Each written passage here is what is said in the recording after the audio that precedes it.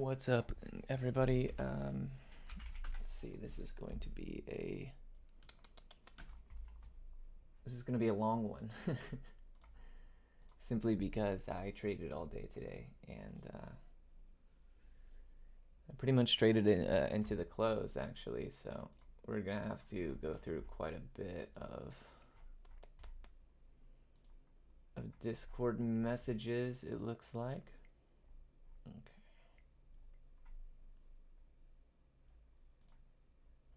Okay. So the first one on the day was Veru, Vereu, and that was in pre-market.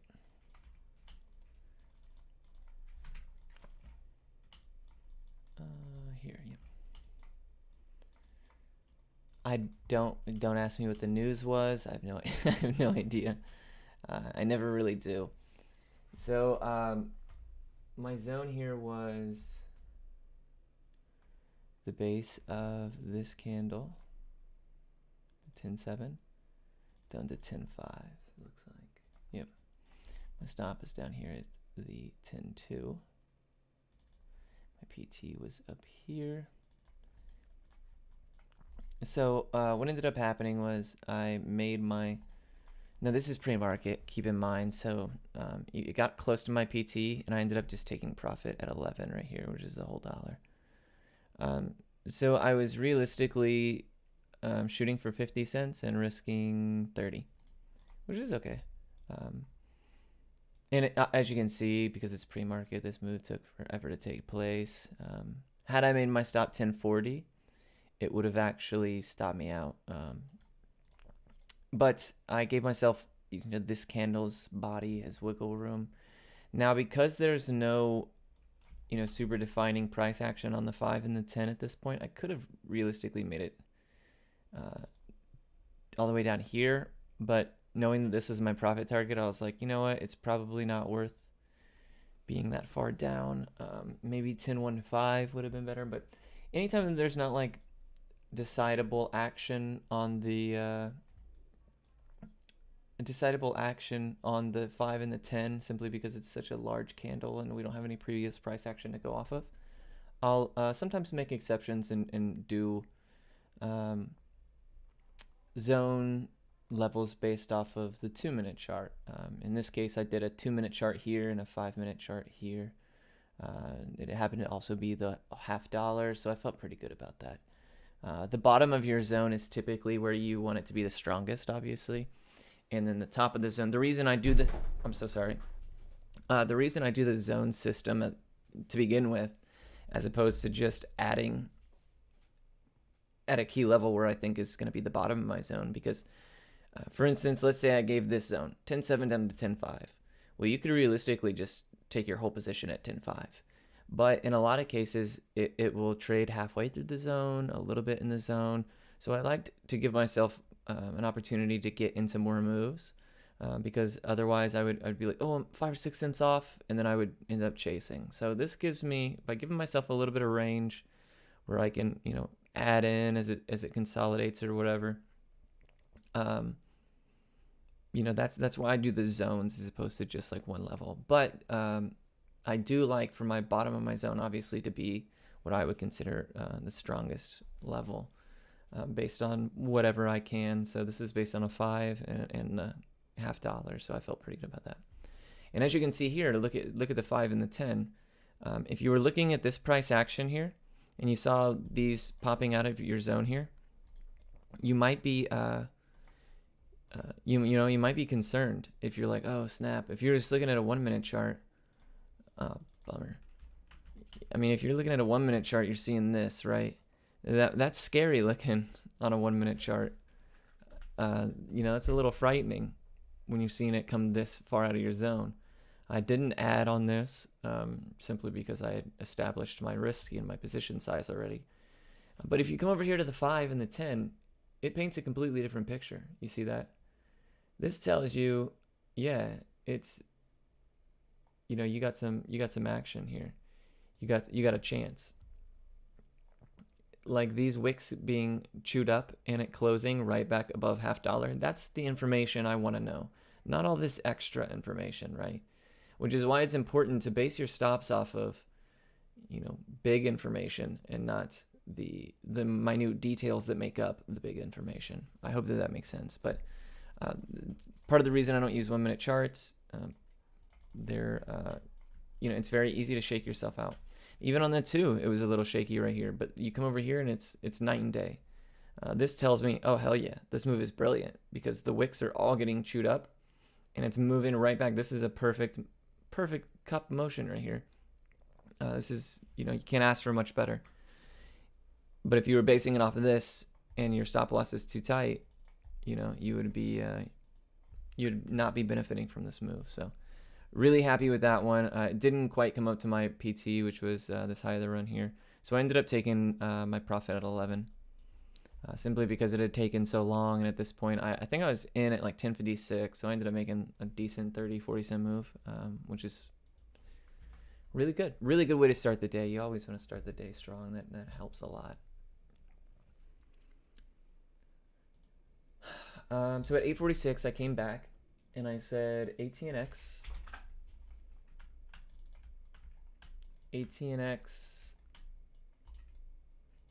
I ended up trading this one a lot, and I wasn't crazy about this ticker today. I stopped trading it after about 2 or 3 trades. I was like, okay, this is basically BLRX from yesterday, in the sense that it's just extremely high drop.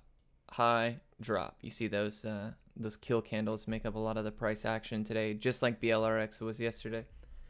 So after I took I think 2 or 3 losses, I think 2 losses on it, I was like, all right, you know what? Yesterday, I fell into the same trap. Let's just move on to tickers that I actually ended up deleting it from my watch list entirely. Because I was like, you know what? Don't even bother looking at it. It showed you who it is today with this action here. That's all I need to know. That's all I need to know about the stock for the day. That tells me everything I need to know. So at 8.46 here, I said 5.39 to 5.29,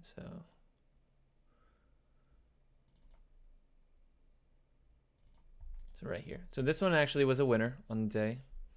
It ended up coming and filling my zone. My stop loss was actually 5.15 because, like I explained yesterday, that gives me a little bit of wiggle room. It would have to cave through VWAP. It would have to cave through previous highs of the day.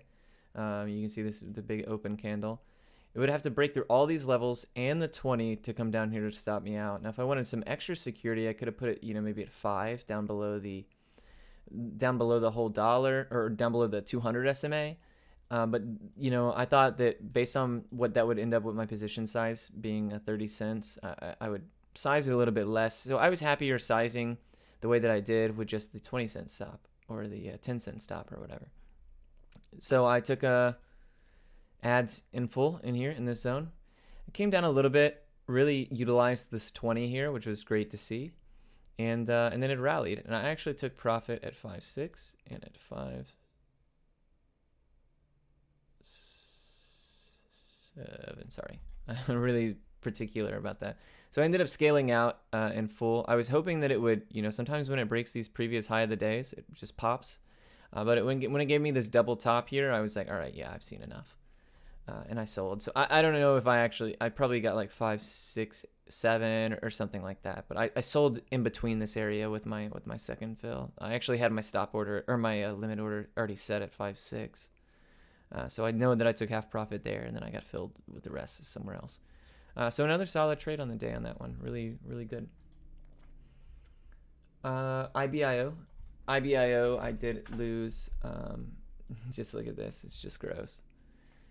This is another pop and drop one. And again, though, I am super happy with myself today. I was quite in the hole at one point, just based on oversizing on certain trades that I had a lot of conviction for, that ended up not coming to fruition. And, if you caught this move, beautiful, beautiful. Maybe this was where I caught it, actually. Let's see. I did end up winning on some and losing on the same tickers, so I ended up like net red on some tickers, even though I had, some of the trades were wins. I can't remember exactly when they took place.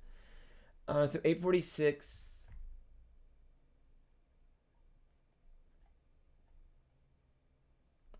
Okay, I ended up getting stopped out, I said.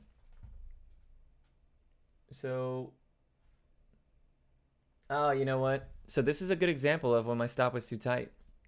So I did end up having a zone on IBIO of 1.8 down to 177. So as you can see over here, that was based off of this wick, which came out into the pre-market, and then this one right here, which was close to the 1.8 level. I wanted to give myself an extra cent. So I ended up adding in this range right here, and then my stop was actually at 1.7. So this is a good example of where I just, was a little overzealous with my zones. I could have given myself, this is, oops, sorry, 176 here, key pre-market level, right? Beautiful, beautiful place to have a zone. But had I made that the top of my zone, and then made the 1.7, based on where VWAP was and a lot of the consolidation took place, you look how much better of a move that would have been. Instead of getting it up here, I would have got it down here. I would have caught it for a beautiful move up, 20 cents on a $1.95 ticker. That was really good. But instead, I was all the way up here at 177 to 1.8, and my stop loss is actually at 1.7 because that was below the 20 and VWAP, and I got stopped out perfectly before it went for a move. So even if I did get ads here, I would have still made, close to 15 cents or something off of it, which is a reasonable trade.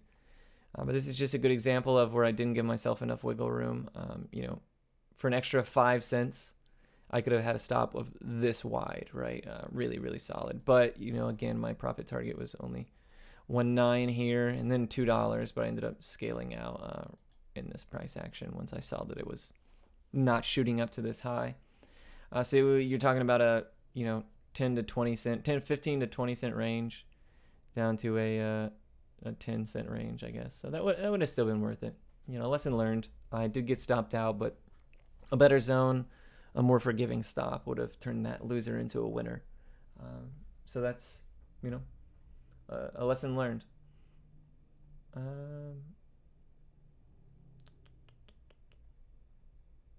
RHE. Oh, RHE was halted at the time. CHMA. I think this one was a loser, if I'm not mistaken.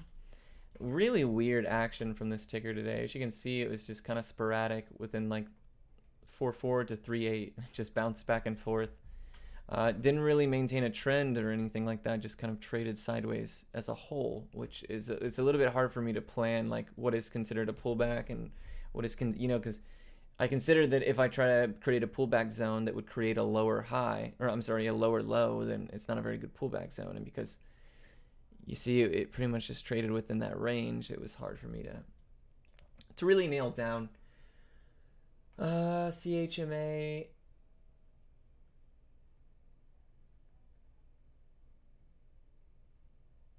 $4.19 to $4.13, and that was at 8.47.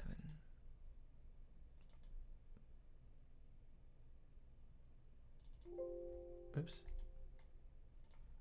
4.19 to 4.13. And that would have been, right here I made the zone at this price action, and it did come to fill. As you can see, had this, the idea is great here, right? Because you're talking VWAP support and a nice smooth motion up to VWAP support and to continue out. And instead of curling right here along the VWAP and using it as a launch pad to go upwards, it ended up coming a little bit further down there.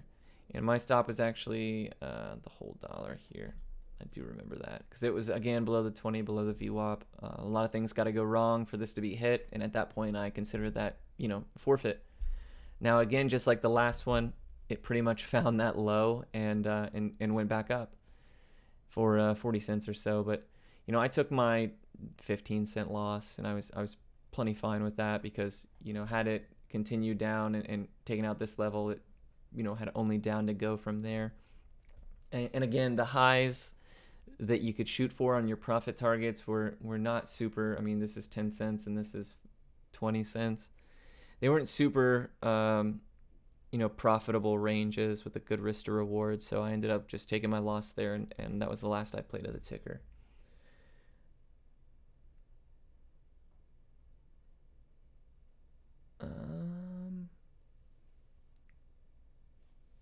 So the next one was RHE. Boy, this is a doozy today. RHE was crazy. Let's see. This was the the BTX of today, of this week. So at 9:05, it's right in this range here. I said I will add. Now keep in mind these are dollar ticks right here, so let's stretch it out a little bit so that they're 50 cents. Right in this range, I said RHE 12.5 to 12.3. No early bids because I want to see consolidation. 12.5, which is the $0.50 at key level, to 12.3.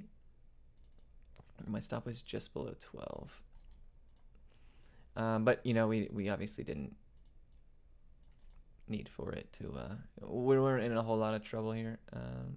Oh, this must be the wrong day. Yes. So again, just like in the pre-market play I was talking about, if you are preoccupied looking at this short-term price action, this stuff might scare you here, right? The a little choppy in the range. I could have given myself 12.2 and would have been an even better play. But there was no key levels over here that I could base that off of. As you can see, I based the bottom of that zone off of this wick and the top off of this one, essentially, or the $0.50 coinciding.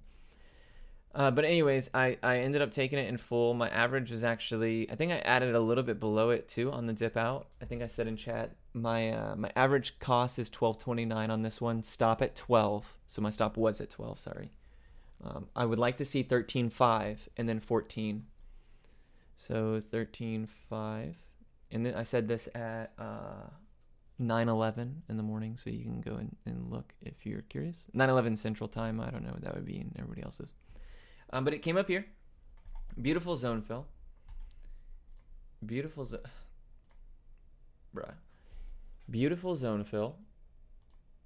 As you can see, came a little close to stopping me out, 8 cents or so, but on a 20-cent zone, 25-cent zone, give or take. And again, though, if you were focused on this price action, you might be concerned. But if you come over here and look at the 5 and the 10, you're seeing pretty much picture perfect trend signs right here. I mean, this is beautiful. You're looking at a almost near perfect consolidation here above this level, which is the bottom of my zone. Boom. Excellent.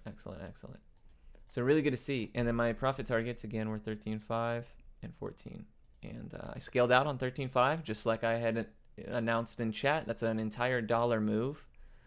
Was really stoked about it. It came back down here. I moved my stop to break even, which was again 12.29. So my stop was now about there.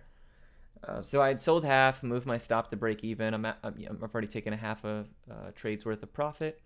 It came right here. There's no risk on the table, obviously, because I did move my stop up. And the reason, sometimes I don't move my stop, sometimes I keep it where, I am risking some capital. And sometimes I'll move it to break even. Now, because this was a dollar gap, I felt pretty good about moving it to break even because I thought to myself, okay, well, if it goes all the way back down to where I entered, then, my chances of getting the 14 are very unlikely. You could even realistically move it up to 12.5 or maybe even, you were nervous and you wanted to move it up to 13 just to guarantee that you would make profits. Now, obviously, the further up you move it, the easier it is to get tapped out, but you could have still made 20 cents on a 12.5 and, had a complete exposure to this upsize opportunity here. But it didn't end up coming up to 14, and I actually had a sell limit order at 14, and I got filled exactly on it. So that was a really, really great trade there. Really great trade. Could have been a really good opportunity here for a free play, but I was a little concerned with this price action being that it set a it bounced off of this and didn't make a higher high. You know, I was a bit unsure of whether or not I was going to continue that rally, which is, you know, why I took half profit to begin with. But we ended up doing pretty well on that, pretty well. I'll go ahead and move to my last trade on RHE. I took one more on the day, and it was a big one. RHE was weird today. It was like halted because of the American Express or the American Exchange, whatever. There was one. The Amex was actually having issues today. So anything that was on the Amex was having weird, like it wasn't being shown on charts and stuff, which is why you see this weird price action here, and then a little bit later in the day, you see how it just stopped doing what it was doing. I can't remember exactly where I took my trade. I think it was right here. Yep. So I was looking at this here. Yeah, this is it. This is it. With this here. So this is a little wedge action going on here. And I even messaged Trog and I was like, yo, check out RHE, or I said it on voice or whatever. I said, RHE is looking like it's going to wedge. I want ads on this wedge. And I ended up getting, my average was like 1930, 1933, something like that, which is so good because it immediately popped.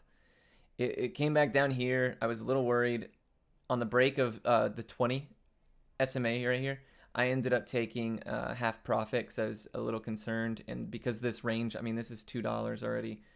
I was a little concerned with the range there. You know what? I actually think it was. No, that was right. That was right. And then it ended up coming down here and basing on the 20 on the 2, which gave me a little bit. And then it popped up here. And I even told Trog, I was like, oh man, it's setting up for a 3-bar play. And I sold it at about 22. I sold it at what was the high of over here, so about 22.5. And it ended up running up all the way up to 23.5. But it was already like a huge. I mean, I made like over almost $2,000 on that trade, and I was risking at my entry, because my entry was so damn solid. I was risking 19 or something like that, and I think I got in at like 1930. So I was risking like $250 or something, and I ended up making almost $2,000 on that trade, which was I was, you know, unfortunately, due to my, you know, overzealous sizing in other areas and things like that. And this is much later in the day, mind you. So we'll see some more losers I took, but I was actually down significantly, and this brought me right back to about break even. And then NMRD or whatever ended up, you know, giving me the last rally into the end of the day, where I ended up being up a good amount. Yeah, I said boom, RHE, $1.20 move right there. Let's go, boys. I'm back. I posted this this beautiful image here of the skunk. I thought that was pretty funny. I made that this morning. I thought it was pretty good. Anyways, so let's move on to IBIO. We already talked about that one. Ended up stopping me out.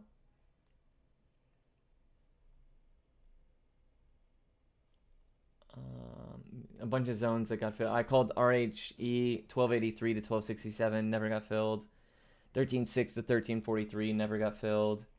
Because I mean, this stock did not pull back today. You look at this, it's nuts. It was, you know, I was basing my pullbacks like around here, and I was expecting it to come up here, you know, kind of do some wave motion, but it pretty much just went straight up, traded sideways, straight up, traded sideways. Very BTX-esque there. So I said again, RHE 14 to 1373. We'll reassess with all these new highs. 1524 to 14.8, and eventually I was like, you know what, forget it. I'll just revisit it later on in the day. ATNX, we went back to ATNX. And I think this is the trade that I was like, you know what, it's pop and drop city. I was happy to win on the first pop and drop before it dropped. So I ended up losing on this next one and calling it there. Let's see, ATNX. 505 to 493, and this was at 10 a.m. What did I say? 505 to 493.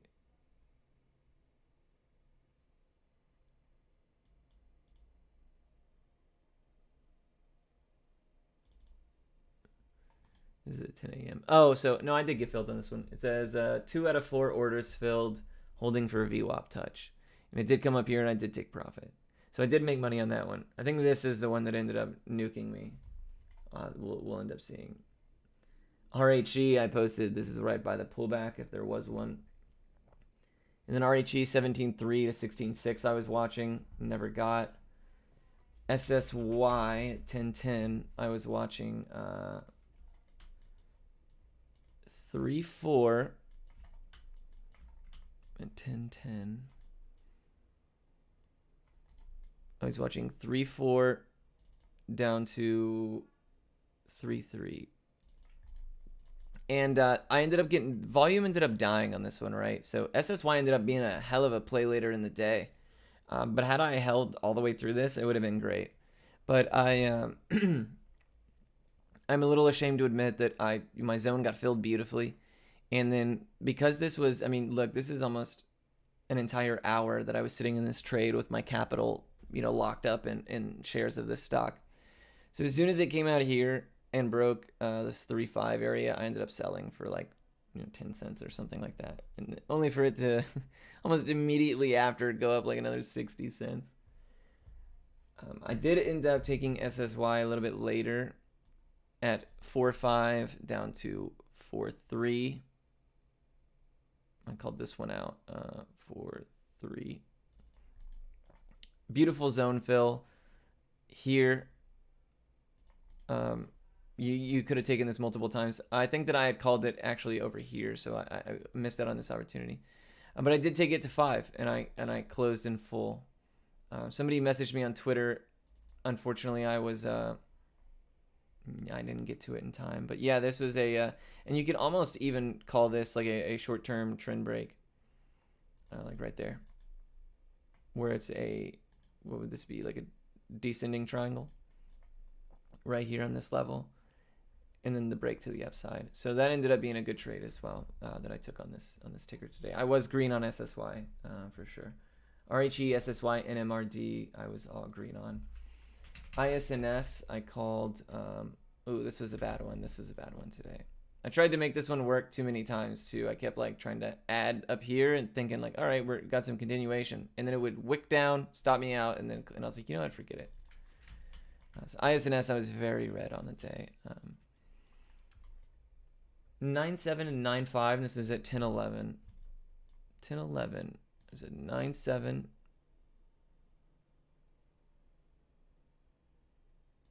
to 9.5. And as you can see, it said and filled me in full.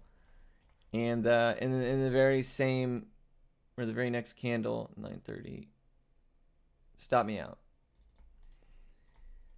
So it came down from all the way up here and filled me, and then stopped me out all at the same time. And I said, "Whoa!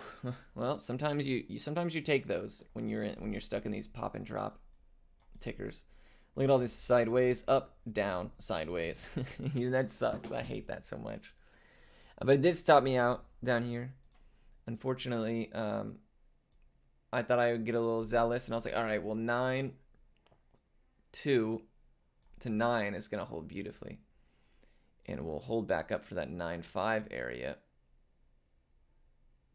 And we'll make our money back, right? On that 20-cent loss, we'll make 20 cents back. And it almost did, and then it tanked even harder. And my stop was actually just below these, simply because it was a real tight stop. Actually, it was right here. And I knew that if that low broke, then it had potential to go to the downside. And it came down and stopped me out, right? So then I was like, okay, well, you know what? That dip got bought up really well down here. In the zone, I took it again, only to get stopped out another time. And I was like, all right, I'm done with this stock for the day. So as you can see, I took some significant losses, 3 losses really, really quickly in succession, trying to just win back my original loss. And that caused me to bleed quite a bit. So definitely bad decision. You could have just looked at the 10-minute right here. I mean, you cover up this much and you see this, and you think, okay, this is, not not a very good trend right here, some floating action, and then it broke through. So yeah, not a good look. Definitely a bad decision on my part. Lots of chop. And it only ended up sinking lower today. Thankfully, after that third loss, I said, you know what? Why am I wasting my time on this? There are other tickers that are, other tickers moving really well. The big pictures look bad. The volume is kind of crazy for it to be trading sideways like this. So I moved on, and I'm very glad I did, because it only got worse throughout the rest of the day. You could have taken, like ads in this zone and get stomped all day. So after I got crushed twice by it, I was like, you forget it. And it had great upside potential, right? Like, you're like, oh man, it can go to the 9.5, it can go to VWAP, but it didn't. It just kept, and then at one point it just tanked almost a whole dollar, down to the 200 on the 5, and kind of traded in that range. So thankfully I got out of it. I recognize that when you see candles that are this big, just there's no point in playing it right now, because the stock's not going anywhere. In 40 minutes, in an hour, in 2 hours, you can come back and see. I oftentimes fall into that trap, being so scalp heavy, where my moves are very quick. I'm like, okay, well, I can just hop back in real quick for 30 seconds, 1 minute, and make that money back, just real quick snap, right? But oftentimes it's just better to move on, or to wait, or step away, go, have a bite to eat, whatever. The stock's not going anywhere. It'll be here in an hour. It'll be here in 5 hours. It'll be here tomorrow. And, maybe around that time I'll have the information I need to decide whether or not I can make a good educated play on it. So, let's move to the next ones.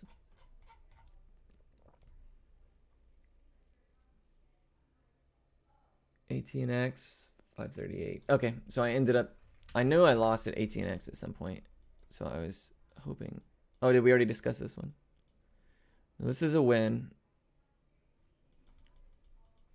Let's see. ATNX 530. Oh, 1027. So 1027, which would have been right here. I said 538 to 53. 538 to 53. Oh yeah. And we'll get rid of these. My stop is actually down here below the 200 SMA, because I'm like, dude, this is great, right? 10-cent risk, 200 SMA support, VWAP, the 20. I was like, dude, this is going to be a great play. But it said, Pew! And it tapped me in full, and I was like, okay, well, I saw this wick come up, and I was like, all right, well, that means dips are at least being bought up. Maybe we'll have some continued action. Trend kind of looked like this, which is, not terrible. If you look at the big picture, you're looking at a trend that kind of looks like that. And that looks all right. So I was like, yeah, I'm not going to immediately sell. When the stock comes and crashes through your zone to fill all your bids and then stops right there, that almost never ends well. But, I had faith, and my faith punished me, because immediately after it wicked down for almost exactly 10 cents and stopped me out. And that sucked. And then it came back up in my zone, and I took a second trade, and I was like, all right. It's recovering. We're good. And then it stopped me out again. And I was like, you know what? I'm done with this. So again, that's 5 losses within like a 30-minute period, just because I was looking for something to do, right? But I had the whole day ahead of me. Had I taken one loss on ISNS, accepted it, taken one loss on ATNX and accepted it, I would have actually been green on ATNX and a small loss on INS, or INIS, or whatever. And ISNS, sorry. And my day would have been, significantly better on the day. But those 3 extra losses I took just because I wanted to recoup the initial losses, or I was like, oh no, it's still going to work, instead of reassessing and being like, all right, let me come back in 10, 15 minutes. So I think that's actually, now that I'm saying out loud, I think a really good rule for me would be like, if I take a loss, I cannot re-enter that stock for the next 30 minutes. Sometimes that sucks, because you can immediately get back in and make your money back and then some. Like, your idea was so close to working. But the big thing though is that if I just had my idea in a better place initially, I wouldn't have had to have eaten the loss and then immediately try to get back in because my idea was right. It was just off a little bit. You know what I mean? Um, so I think moving forward, if I take a loss, I will not allow myself to trade it for maybe at least 15 minutes, maybe 20 minutes, 2 10-minute candles, because there's a lot of story in 2 10-minute candles. You can see right here, right? I mean, these 2 minute candles, which would have been around the time I was trading. There's a lot of story there. 4 or 5 minute candles. So yeah, I think that's, at least for the rest of the week, something I will be paying attention to, because the big story of my losses on the day was, was trying to just make my initial plan work too quickly after it already failed. So RHE, I made like 5 or 6 more RHE zones that ended up not getting filled just for the sake of time. We won't talk about it.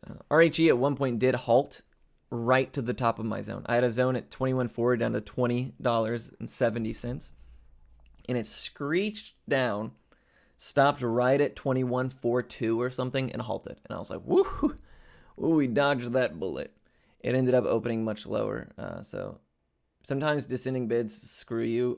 When a stock's moving with that much range and volatility, I'm usually hesitant to do descending bids, because if it's moving, $5-6 within a single 5 or 10-minute candle, there's a lot of volatility there, and the fallout is sometimes pretty significant. And trying to just catch price as it tanks down, and just as if you were catching a ball that's been thrown really high, that when a ball gets thrown really high and you stand underneath it to try to catch it, the times that you miss, they're going to hurt a lot more because that ball is coming pretty quick. And that's how I like to think about that. So I'm a little bit more hesitant in that case. Today I got lucky. I was not punished by that.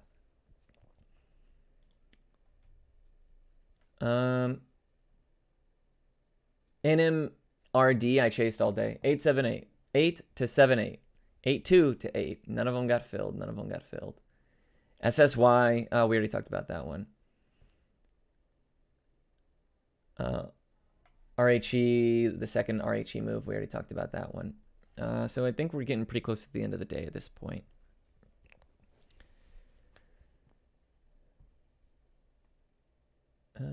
AMS. AMS I had a good trade on. Actually. I forgot I was even in AMS. Oh, you know what? Another one I didn't call out in chat, I don't think, that I did take a big loss on was UUU. I might have called it out. I'll have to look. I can't remember.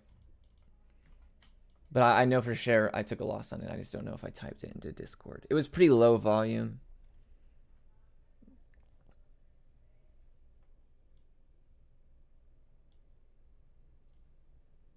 AMS, I like 409 to 389 at 1240. So right in this range, 1240. Right here. I said 409 to 389. 409 to 389.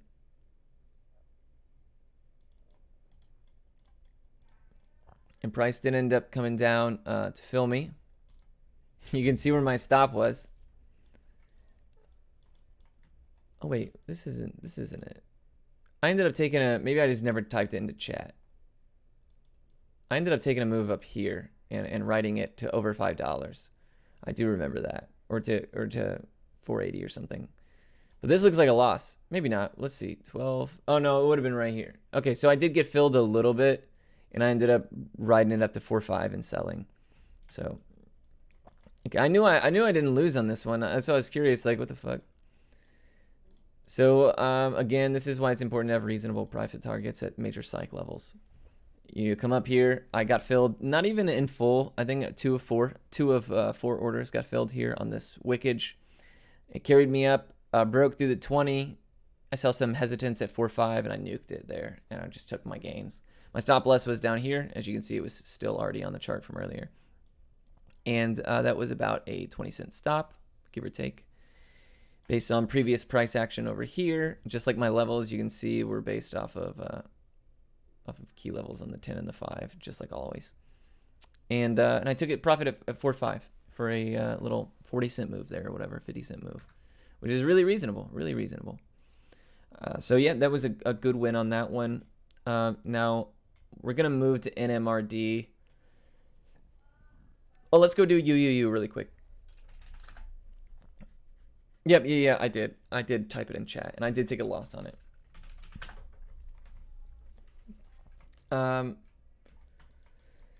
No, it was like up on some news or something like that with really low volume, which is super dicey. It's basically the equivalent of a pre-market or after-hours play. Like, so yeah, this is, I mean, this is all exactly where it was from earlier. This is my profit target, 7. You know, I was considering scaling at 6.8. My entries were down here. It came through and filled me 6.5 down to 6.4. Now I was expecting, as I saw this, I actually almost just cut it early because I saw that it just kind of hiding underneath VWAP. But I was focused on other plays as well. And the 10-minute chart showed that it had potential upside. Like, had this next 10-minute candle just opened up here and come up, we're in a completely different situation. But it did end up crashing down here really, really quickly and stopped me out for about 20 cents or so. So that was a shame. I lost there as well earlier in the day. I wanted to talk about that before we do NMRD because I did a lot of trades on NMRD very, very quickly as well. And a lot of them, I was on voice at this point with Trogdor, and it was towards the end of the day.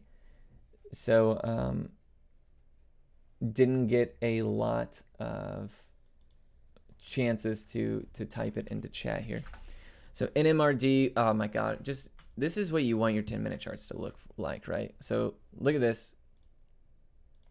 Look at that, right? I've said it in the past that my favorite trends are ones that the next rally comes down to the highs of the previous rally. Now, that's pretty much what happened here. You would have had to have adjusted zones a little bit. That's why it was so hard for me to get fills. So I was basing, one of my zones here was 8.2 down to 7.9 or whatever, or 7.8. Something like that. And, you know, you can see it just never came down. Never quite close enough to me, which is okay.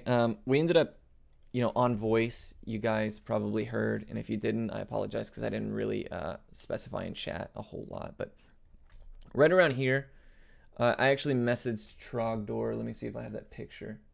I said, what do you think about this trend right here? Yeah, so this is what we were looking at. I was looking at this trend break. 995 down to, you see this wedge that was developing here? And I was taking ads pretty much at this, in this range here. So once it broke through, I took ads 9 down to 8.7, I believe that was, or 8.8, something, 8.75. And then it popped. And it popped above 9.5, and I sold. And then I was we were anticipating this 9.95 break. As you can see right here was a major key level. I guess we can swap back to the other one. Let me see if I can draw that the way that I did. I think it was over here.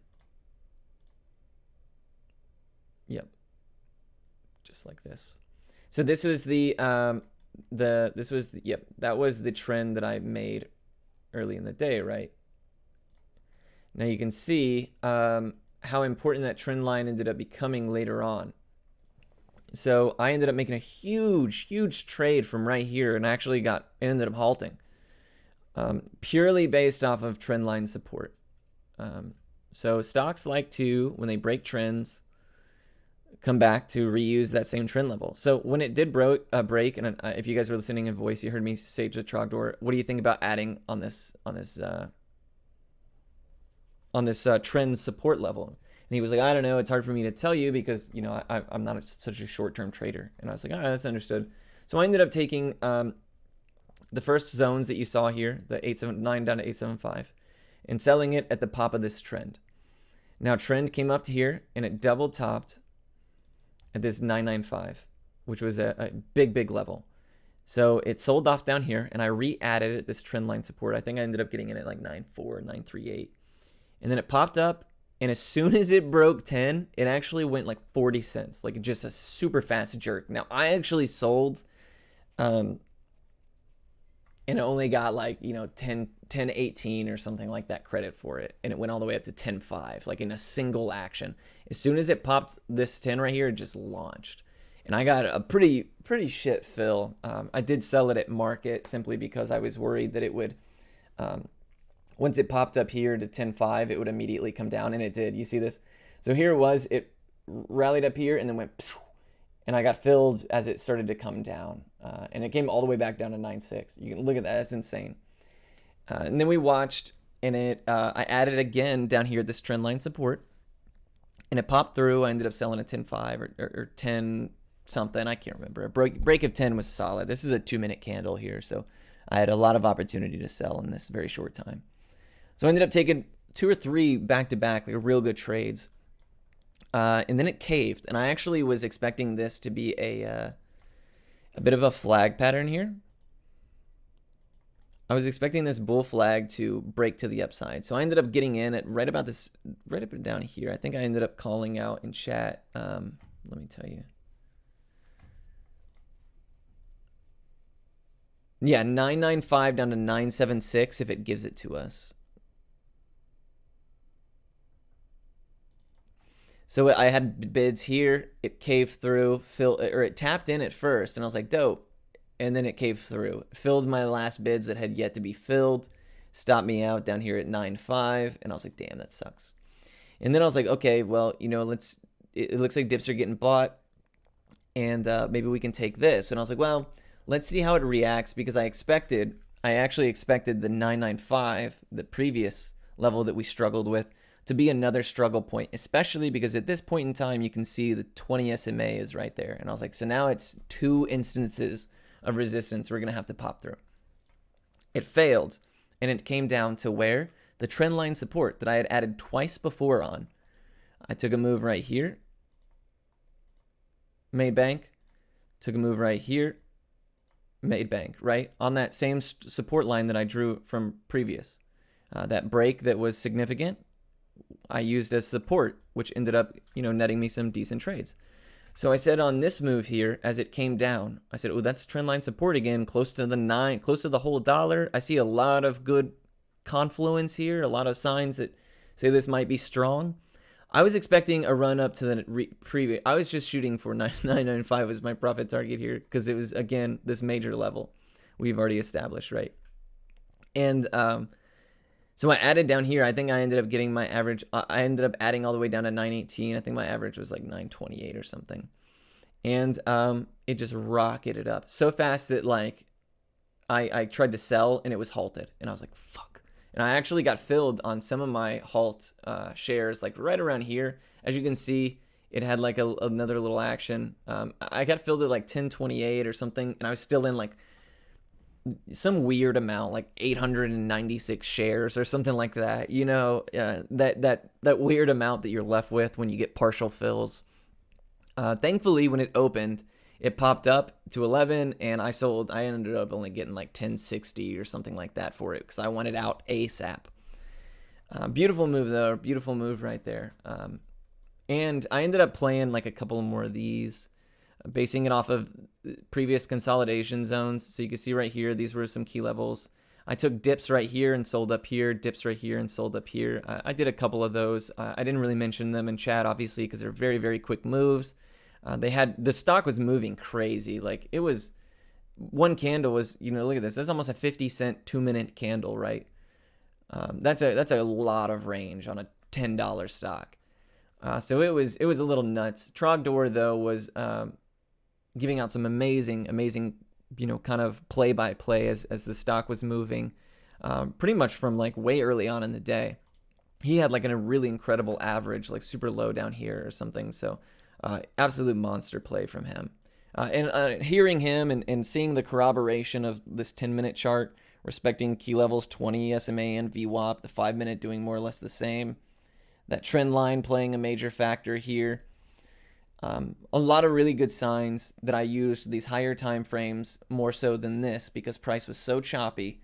I was using the 5 and the 10 a lot to guide me more so than than the 2. And that's very important to do when, you know, the whole market is focused on one ticker and you're pushing it a crazy amount up and down with each candle.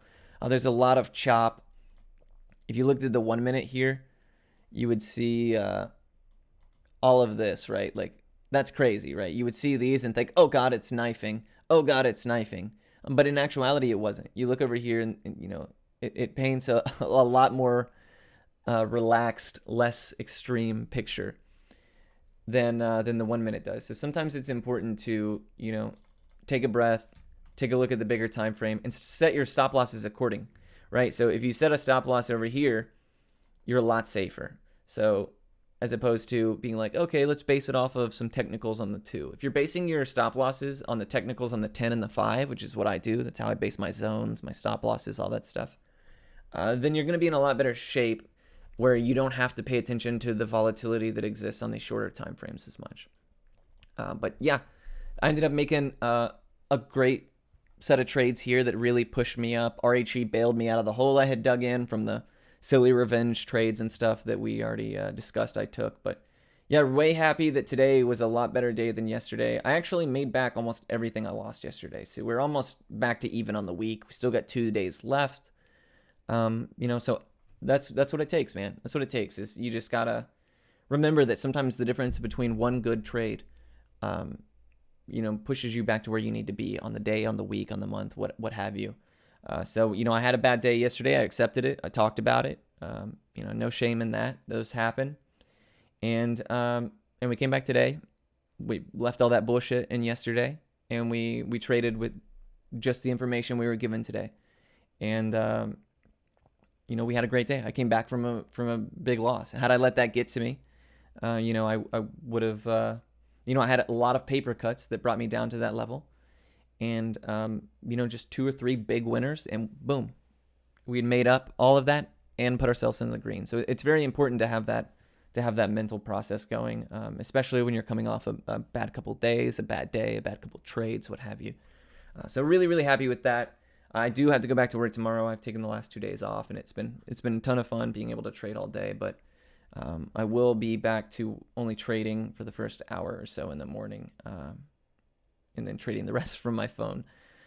So hopefully we still all make money this week. You know, I always love to hear about everybody doing well or doing bad. Feel free to reach out with questions as always, and have a great rest of your day, guys. I will catch you again tomorrow.